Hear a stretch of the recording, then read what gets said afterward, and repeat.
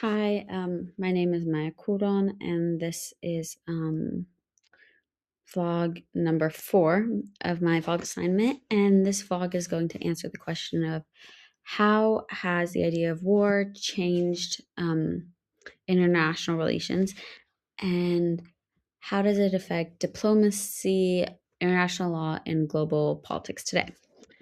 Um, So, when war is mentioned, we think of soldiers, death, weapons, and just in general, countries fighting each other. And this originally was how international relations as a concept understood war. But war was also seen as an organized violence between states. However, the meaning of war has not stayed the same, it has changed over time. And in early international relations, people thought of war, that war, basically, war was considered like a normal part of politics. Politics couldn't be politics without war. And philosophers like Thomas Hobbes, they believed that because the system is anarchic and there's no global government, states um, live in the system where they have to rely on themselves in order to be secure and safe. So, this basically meant that war was inevitable, it was always possible. And throughout centuries, wars were officially like declared and fought by these national armies, and usually all these wars ended through peace treaties and agreements. So how people understood war slowly began to change in the 20th century, and this was after the First and Second World Wars. Since they caused so much destruction and many casualties, um, war was seen as a serious global threat instead of a political tool that could be easily used for power.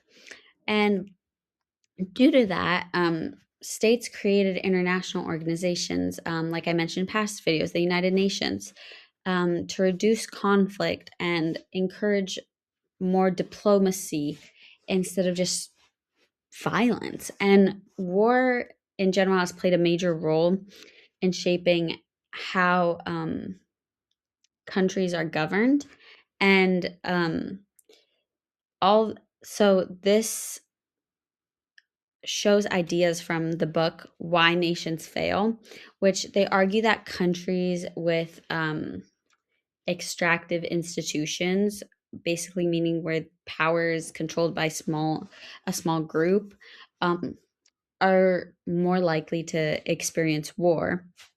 And leaders in these systems often use violence in order to stay in power. So, um, on the other side, countries with inclusive institutions where power is spread and shared, um, are generally more stable and experience less violence. So, a clear example of this is Syria, right?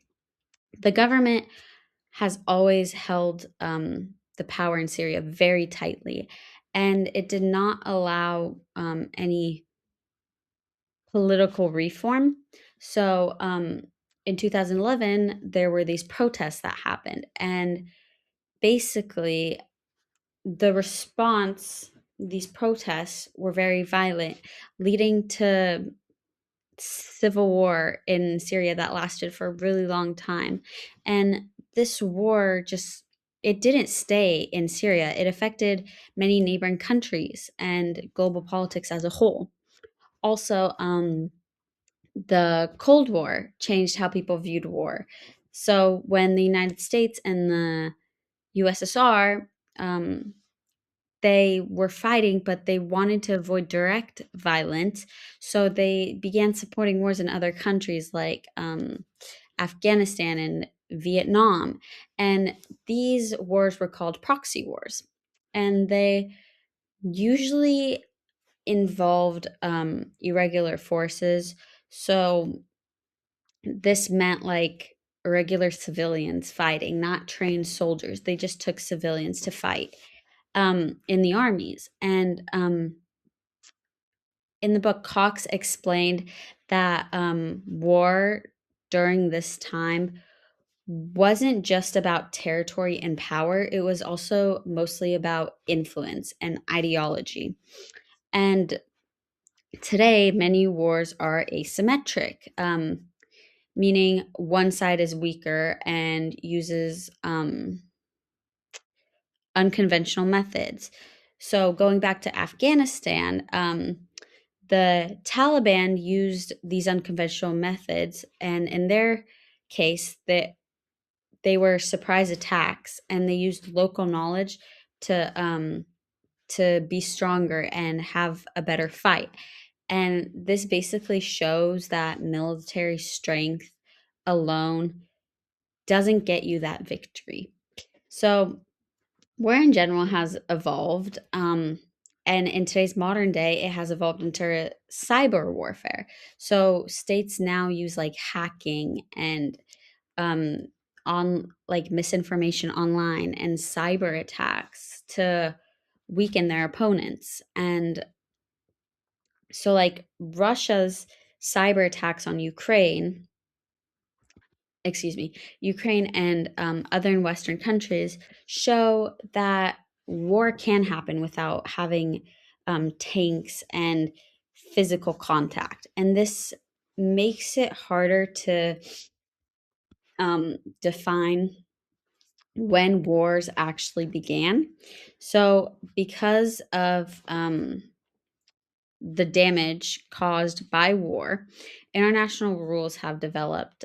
So, laws and agreements such as the Geneva Conventions, they basically aim to protect citizens in a country and try to control violence.